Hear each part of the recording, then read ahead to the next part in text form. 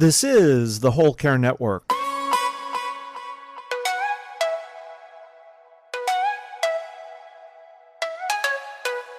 Helping you tell your story one podcast at a time. The following CareLab podcast does not provide health or medical advice. All content is provided for information purposes only. Listeners are encouraged to speak with their healthcare provider for specific healthcare advice and are wholly responsible for the outcome of implementing any tips or information presented.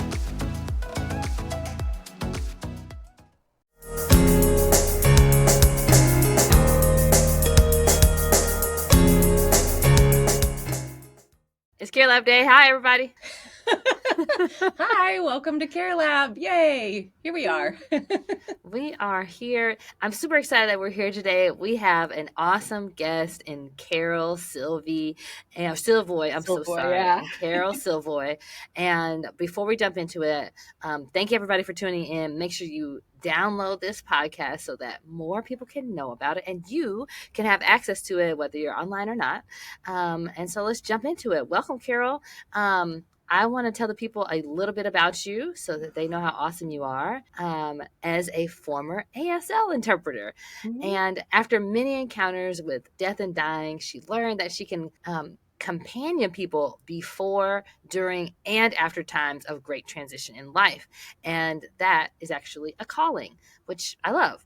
She has trained as an EOL or end-of-life doula with the INELDA and also has a holding space consultant with the Institute for the Study of Birth, Breath, and Death. Carole lives in Allentown, Pennsylvania, and with her husband and her 3 cats. So thank you for joining us, Carole. It's my pleasure. I am so excited for you to be here. When I was first, so everyone, this is Carole and I's first time ever meeting.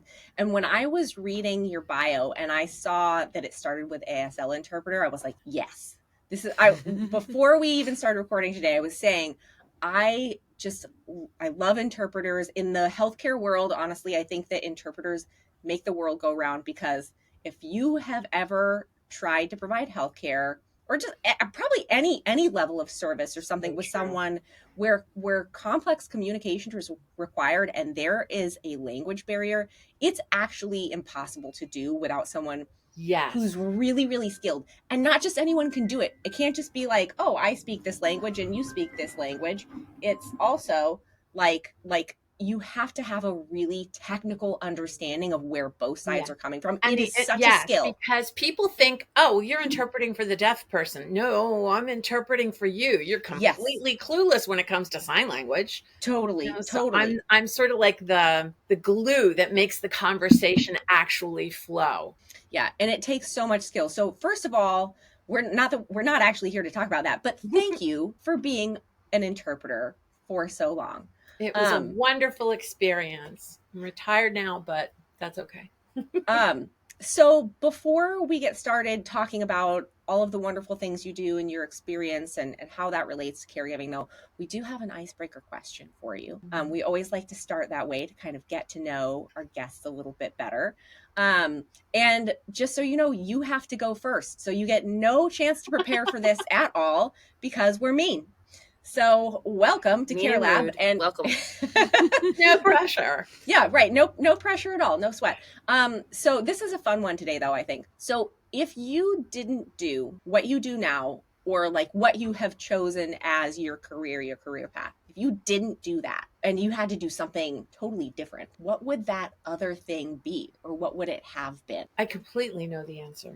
Yay. I always wanted to do voiceovers for cartoons. That is so interesting. There are so many. I did voiceovers, but there are so many people living in my head. Oh my gosh. And to let them come out and do that for a living, I would have loved to do that in particular. Oh, Carole, you are my people. You are my people. That is the best answer ever. Brandy, what about you? I have nothing that's going to follow to that in any kind of good way. Okay, so then I'm gonna just like switch it up a small bit. I'm gonna think about this like my retirement job. So I've done lots of cool things up until this point, and I'm always thinking about what am I gonna do when I retire? Why do I think that? I don't know. I'm a ridiculous person that's always going. But I would really like to be a docent at a museum. And whether that would be like in DC at a Smithsonian or at a place locally here that's small, I just love history and sharing that in a way that connects with other people. That sometimes, history can feel dusty and sitting on the shelf, but if you have somebody bring it to life, that's cool. So museum docent, that's what I would do. That is a good answer though too. Okay, so I'm a little bit more similar to Carole actually. I think there are two ways I could have gone. I would either be like a straight up researcher in something. I used to, in college, I had like this really strong interest in like language acquisition and how it affects the way we think in our brains and our cognition. So I would either be doing something like that, or also totally different, I would be an actor. Like that was the thing that I thought I was going to do when I was, really young, like in college, graduating, and like in my early 20s. That's the path that I thought I was going to be on. And I still would love to, I'd love to do community theater. You and I we are definitely each other's people, because my actual bachelor's is in theater and religion together. Oh, wow. And so technically I have a degree in drama, and oh my God. I love it. Yes. Okay. Well, we can let's do some theater together sometime. Mm-hmm. So I have an icebreaker for you. Oh my gosh. This is the first time somebody's came back at us with an icebreaker. Oh my gosh. From the death deck. Best day ever. From the death deck. Okay. Oh gosh, one of the fun ones. Oh, wait, tell everybody what the death deck is. Yeah. Well, the death deck is a tool that you can use to open conversations about the difficult stuff. Mm-hmm. You can get to talk about, people always go death because they think it's something we can't talk about. So these are fun ways to actually open the conversation. It can be played as a game, or it can just be used for conversation among family at a holiday or something like that. The other piece is the end of life deck, where we help people figure out how they'd like things to be. I like pulling things from that to ask caretakers and people who are receiving that care. Mm-hmm. So my question is, on the rack, if your spouse died, which article of his or her clothing would you keep, and which one would you be glad to never see again? That's a great question. Oh my God. Emilia, you got to go first. Okay. I already have a habit of stealing my husband's sweatshirts. Like I love his hoodies, and he's always irritated because he can't find them. Because I've always taken them, but they're just the right amount of oversized, and they're so like comfy and cozy, and they just like make me feel good, because it's kind of like just like being wrapped up in him. And also I'm always cold. So that is definitely, I would keep those. Absolutely. What would I give away? There's nothing of his that I hate, honestly, but I mean, I wouldn't be sad to get rid of like his old undershirts, or I don't need his undershirts or underwear. That holds entirely too long. Yeah, that holds no particular, emotional value for me necessarily. So I promise you that I'm not cheating off of you, but both of those are my exact same answer. Yeah. Like literally, I was going to say sweatshirts because it feels like he's hugging me. Mm-hmm. And then he keeps all of the undershirts and underclothes too long. And so it's like filling all the drawers. I don't wear them really, but they're just there. Just there. So I would just get rid of those. Mm-hmm.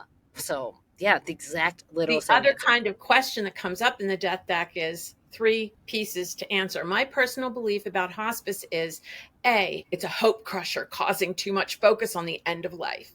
B, it's a blessing allowing care and quality time at home. Or C, it's tough to beat that lazy river vibe of a morphine drip. So it makes you laugh. You have something you can laugh about and then talk. Yes. B is my answer to that. Yeah, I'm going to go with B, actually. For I'm that B one. too, but I've seen that. Oh, that lazy river. It's just kind of, in the zone. So I have to say, I love this idea of having a way to introduce these conversations, because, I was just talking about this with some friends of mine the other day, and we were talking about like the importance of advanced directives and advanced care planning. And more than that, also, besides just having the legal paperwork done, also having open conversations with the people that you love who are going to be responsible for making decisions about what you really, really want. And sometimes, though, some people it's really easy to have those conversations with, and some folks it's really hard and you don't know how to bring it up. And what a wonderful way to do that. And having a doula or someone to hold space with you with that, my comfort around those issues, end of life, any sort of transitions that people are struggling with, because I'm comfortable with it, it lets you draw on that comfort. Mm-hmm. And I can just keep the conversation flowing and help people hear what their answers actually are. Mm-hmm. What do you mean by that? Help people hear what their answers actually are? Well, holding space is an important piece of what I do. And a lot of times I'm not asking questions. I'm asking about feelings and what that person says. If it's fraught and there's a lot going on, they may say something and there's silence. We can use the silence because other things come up after what they've said. And I'll reiterate what I've heard them saying. Most often as a statement, you're really feeling anxious about, and then it gives an opportunity to go, yeah, I'm anxious. And where does that take us? Mm-hmm. Mm-hmm. Hey there, it's Emilia. Listen, I am so thrilled to have a great resource like Ask Sammy as part of the CareLab team. And here's why. It's a game changer for aging in place because it makes it so simple. All you do is ask. Just type in your question or even tell Sammy what the problem is and get tailored solutions. Everything from innovative adaptive equipment to comprehensive resources. It's a great way to become more empowered, to live more independently, and to live with greater confidence. And my favorite thing about how Ask Sammy works is it's deeply rooted in dignity and practicality. So whether you're a fellow therapist, a care partner, or someone who's seeking solutions for themselves, visit www.asksammy.com. We're going to link it in the show notes so you can find it there. Start making home more accessible today. Now, back to the show. Yeah, that's so interesting. And I guess I'm always thinking about how to operationalize things, like how to put that into action. And so while in many of my circles, I guess, I would be maybe the person who feels the most comfortable talking about this because I have done it frequently. Mm-hmm. How would somebody who's not engaged with you, how would you recommend? They listen to this podcast and they say, you know what, this is something that we need to have conversations about. What kind of first steps would you give them as a way to make progress here? I would actually say if you're dealing with stuff, especially around the end of life, because in caregiving, a lot of times that's going to be part of the anxiety about where things are going. I suggest using something like the 5 wishes, which lets you look at end of life from a very specific, sort of like a menu. I'll take this one. I don't want that one. Oh God, no.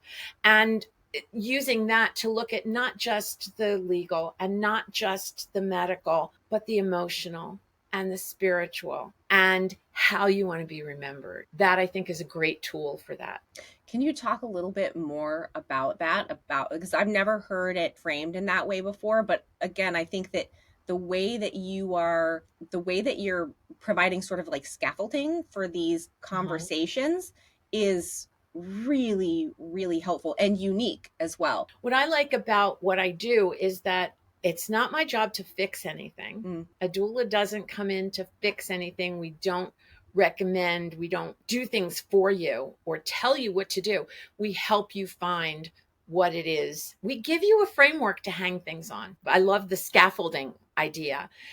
And in holding space, I think that just the whole idea of not fixing anything, that we're going to sit with these feelings. And when we sit with the feelings, we can then look at where we want things to be, where we are, and that incorporates are the way that we talk with each other, the way that we interact with each other. So I think those are important pieces of that puzzle. How early do you work with people in terms of facilitating these kinds of conversations? And how early do you recommend that these kinds of conversations be facilitated? I would like people when they are young and with little kids to start talking about this with each other and getting comfortable with it. Because the truth is that in the best of all possible worlds, you're going to get old and your kids are going to need to know information and they're going to need to learn how to be comfortable with all of those things. So getting comfortable with it yourself.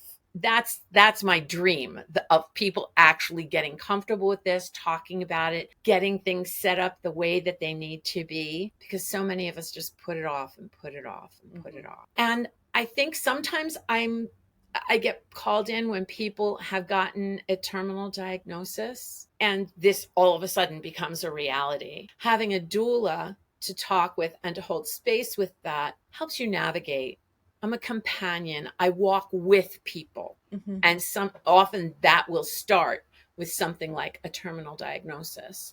And then sometimes people come to you when they're very close to the end and you're jumping on a moving train and going from car to car and the train's getting faster and faster, and then it gets slower and slower, and people don't know what to do with that. So it can happen at any one of those times. So it basically means all the time. Yeah. Okay, your icebreaker questions helped us jump into this very easily, and I appreciate that. But I feel like we missed a step, and I really would like to understand how you came to want to be a death doula. And so you mentioned a little bit in your bio that you had multiple experiences with guiding people in death and dying. And was that tied to being a sign language interpreter and like all the conversations you were having there, or was this more in your personal life? Just tell us like how you got here. Well, I think it happened. I was never scared of death. I was always curious about it, even as a kid. Not anything morbid. It's just I always felt comfortable around it. And when my grandmother died in 1990, and I like to use people's names, Gladys. So when my grandmother Gladys died in 1990, we were the last people to get there. And when my mother and my aunt and my female cousins and I, all the men leave the room, but we were all with her. And I ended up just talking with her and crossing her over, walking the walk with her. And yeah, I had my own personal grief, but it felt so right and so easy to be able to be with her and ease that transition. And then it kept coming up with people I either worked with or people I came across or had done theater with. And it kept coming up. And I said to a friend who was a hospice chaplain, Mark, I feel like I'm a reverse midwife. He said, that's a thing. You got to check out Inelda. And the place that I first trained with is the International End of Life Doula Association, Inelda. And it was the first time in my life, honestly, that I went into something, the training for that. And it just felt absolutely right that this is where I'm supposed to be in my life. And I never have imposter syndrome. I never wonder if I'm doing it right because I'm just sort of in the flow. Being able to step into the flow, I think, is what made me realize this was something that I could really be for other people. And not just be for other people, but it clearly is a calling, like a thing that you are already prepared to do. And then we're empowered with the additional education maybe, but that it was already a part of you. And the other piece of it is that each doula sort of finds their lane. And I'm really comfortable in this milieu. And the last 6 years of my interpreting, I worked for a company that provided remote interpreters to elementary school children, to school children. And I spent the last 6 years of my interpreting life working from home on Zoom. I was carried around in an iPad by the student, and I had to work with the teachers and all the support people and the student and the students around them.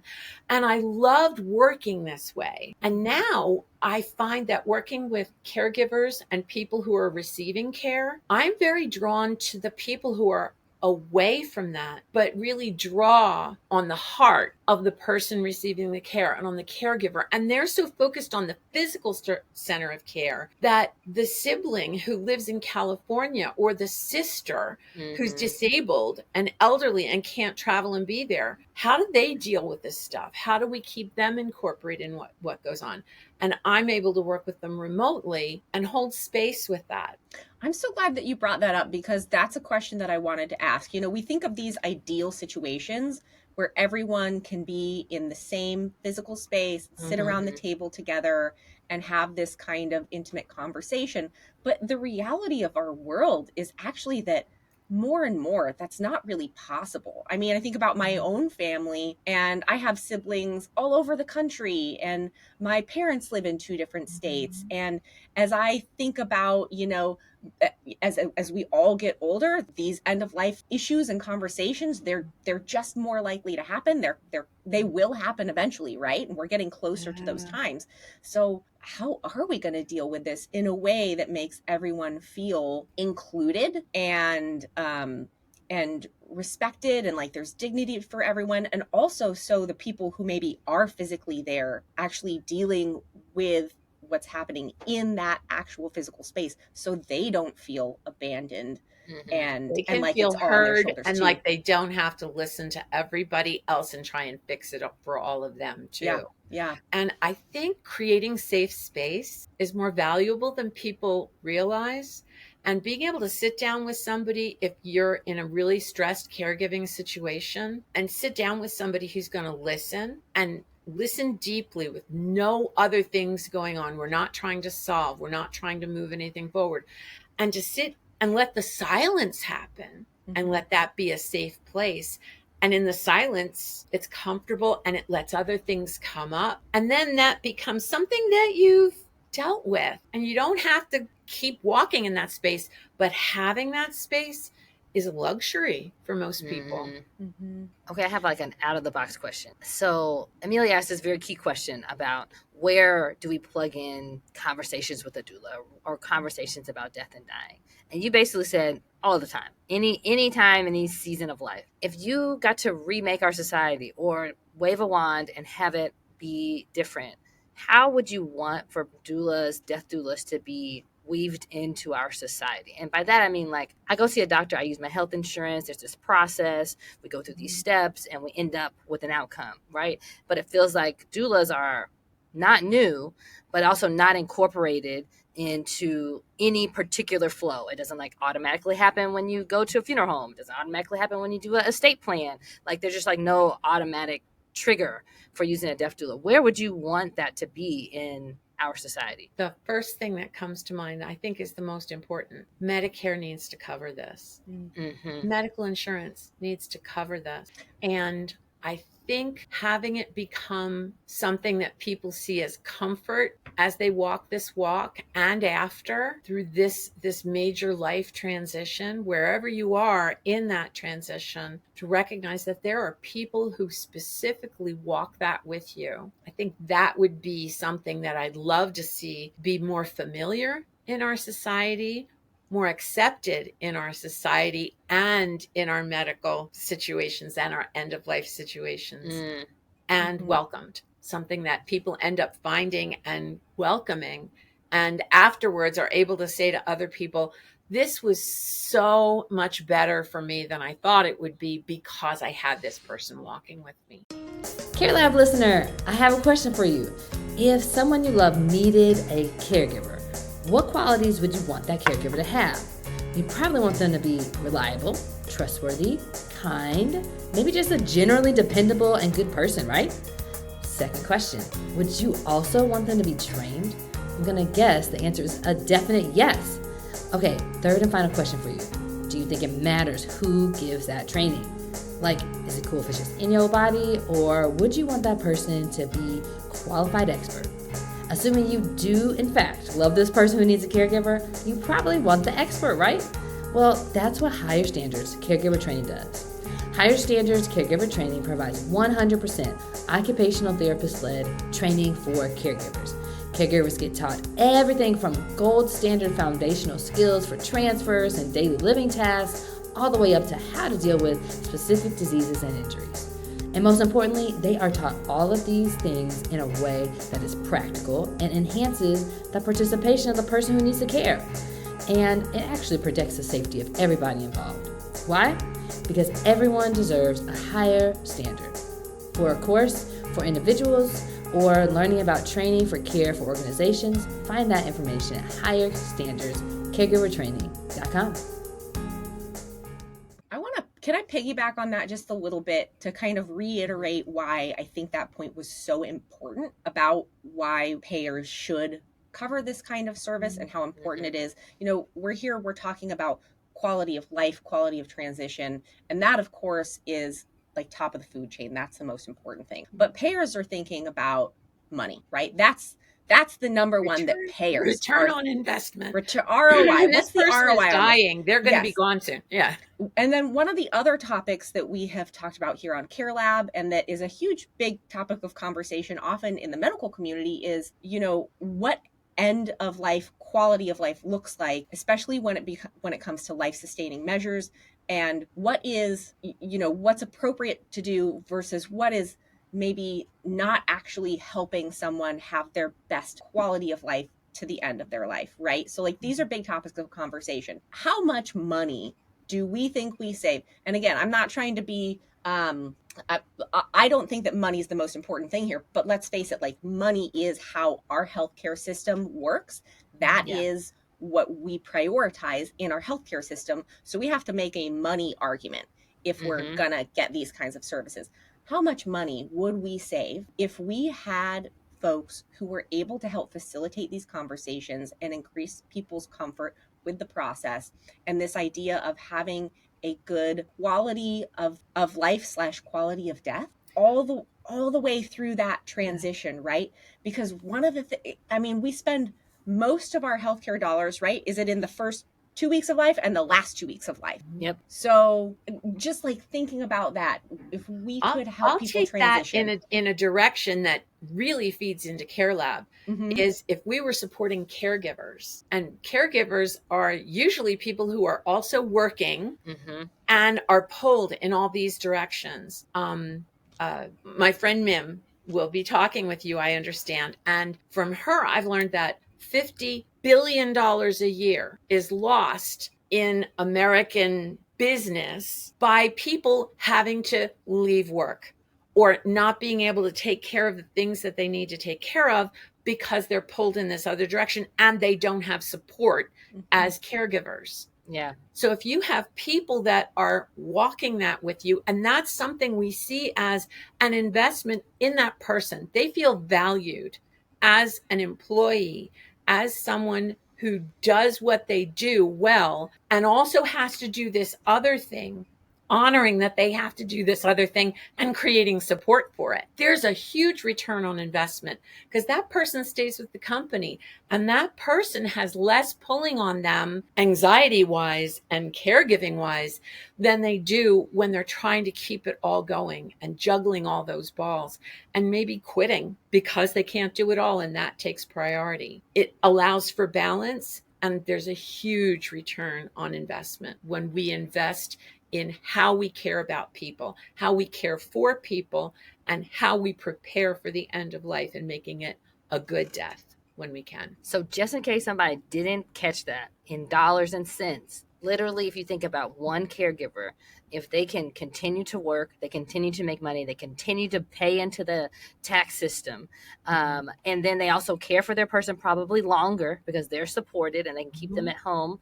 which means that there's better care, less drag on the healthcare system for sending somebody to the hospital and coming back and going back.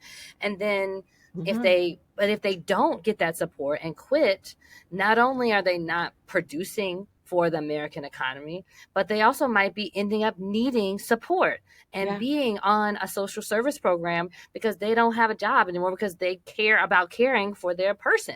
And so that's like ROI in so many different aspects, even if you don't want to care about that person directly, the caregiver. And we didn't even talk about, the person who's receiving the care. And so there's just like so many ways that I'm sure a very, frankly, compared to that inexpensive doula visit, when Yeah. made. And the stress level, when you're able to just share what's going on with somebody, your stress level can come down. And that stress doesn't stay with just you. It translates to the person that you're taking care of, the people around you who you don't get to take as good care of because you're focused on that person, the people that you work with because you're pulled in those other directions and they don't get as much of you. All of those stressors, they just go out like tendrils to everything. And we only see the one thing, not all the places, not all the ripples that happen that we're paying for all the time in so many ways. And the ripples that are Emotionally happening in and that person's, financially. yeah. I mean, that stress builds up over time and turns into chronic disease, right? That's exactly And what you I was end up going to needing say. a caregiver. And then you need a caregiver. Yes. Exactly.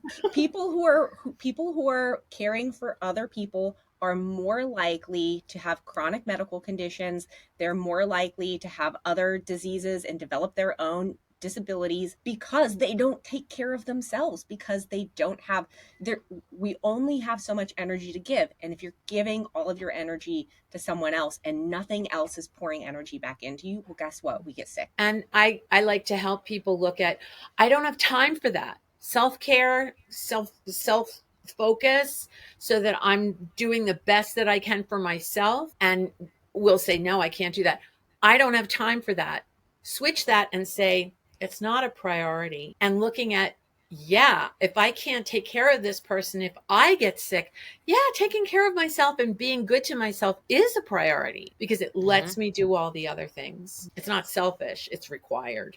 I like how I think it can be so powerful to change the language that we're using, and just talking about the same exact thing, but changing the language that we use can be very, very helpful in guiding ourselves. And that's which is such a what we great do in example. holding space, is helping people hear what they're saying. I'm reframing it and they get to hear what they've said in a fresh way and perceive what they've said and what they're feeling, and maybe discover what they're feeling because we've reframed it and said, why don't we try looking at it this way? How does that work for you? It's a good way to get unstuck. Yeah. If you're stuck on something, you can't move forward. How can we reframe it?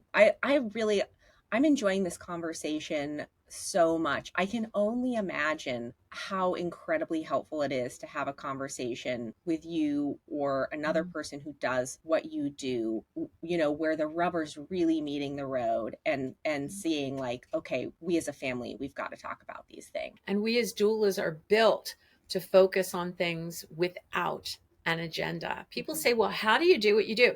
Well, it's going to be different with every single family, every single situation, because we're not coming in with a goal or an agenda or any of that. We take everything about our stuff and we set that aside. Most often, just before you go in to be with somebody, you focus on your stuff and say, okay, that's what that is. And you leave it in the car or leave it at the door when you go out of the house or leave it outside of the place that you're going into. Because when I'm not holding on to my stuff or an agenda or a need to move things forward, what other people need can flow through and allow those conversations to happen. I think it's super interesting that you said that you leave space kind of in yourself for the conversations to flow through. How do you make sure that the conversations flow through and don't stay stuck and get built up in you, right? You're there and you're doing your work, but then you also go home and you still heard all that, right? And so like, even as healthcare professionals who don't always deal with like so directly with death and dying, it can be very hard to leave the situations at the door. And so like, how do you handle that? I had a really hard time with that. I learned about that as an interpreter, as a sign language interpreter, because you're not allowed to be part of what's going on. You have to be completely detached. You can't give advice. You can't comment. You can't share anything outside of what's been going on, except maybe with another interpreter as you process that stuff, because you share that confidentiality. And as a doula, yeah, it gets on my heart and it gets on my brain. And something I really love about what we do as doulas is we communicate with one another. And I have specific doula friends that I'll say, I really need to process this. Do you have the bandwidth for this right now? Because I don't. And just getting it out. And also with the NELDA and the National End of Life Doula Alliance, both wonderful supports and webinars, but opportunities to gather and ask questions about how would you guys deal with this? I'm struggling with this person. What would you do? And my heart hurts because this isn't going anywhere, or it's so fraught and tight that when I leave there, when I'm trying to unravel that knot, I get knotted up. So I talk to other doulas who do what I do, and they do that with me, and we do that for each other. This has been an absolutely incredible conversation. Thank you so much for being on. I want to make sure, though, to let people know where they can find you, where they can find your services, learn more about you and what you do. So where should people go if they want to connect with you? I do have a website. If you Google Good Heart Companion, my website will come up, and it's CaroleSilvoy.com, but it's all focused on this work that I do as Good Heart Companion. And the International End of Life Doula Association is anelda.org. And I believe that NEDA is neda.com. And we will make sure to link to your site in the show notes so that folks who are interested in learning more, they just go ahead, look at those show notes just as soon as you download this episode, obviously. And then you can find that link to Carole right there. Thank you again, Carole, so much for being on this episode. It was really, really such a pleasure to meet you and talk with you today. If you made it all the way to the end of this episode, dear listener, and you still haven't downloaded it, then take a second to make sure and download the one that came before, maybe the next one if you are listening to this one late, because the more folks that we have download this, the easier it is for us to connect with other listeners who would really benefit from this information. And I think we can all agree that this was a really incredible bit of information to listen to. Maybe it's a good way for you to start having some of these conversations with your own family. So make sure to share it too. Subscribe, like, follow. You can listen to us wherever you get your podcasts. If you're watching on YouTube, make sure you hit that like and subscribe button. And we will see you next time right here on CareLab. Bye, everybody. Bye. Bye.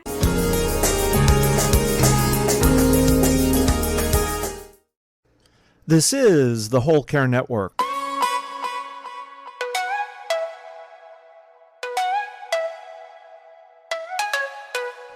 Helping you tell your story one podcast at a time.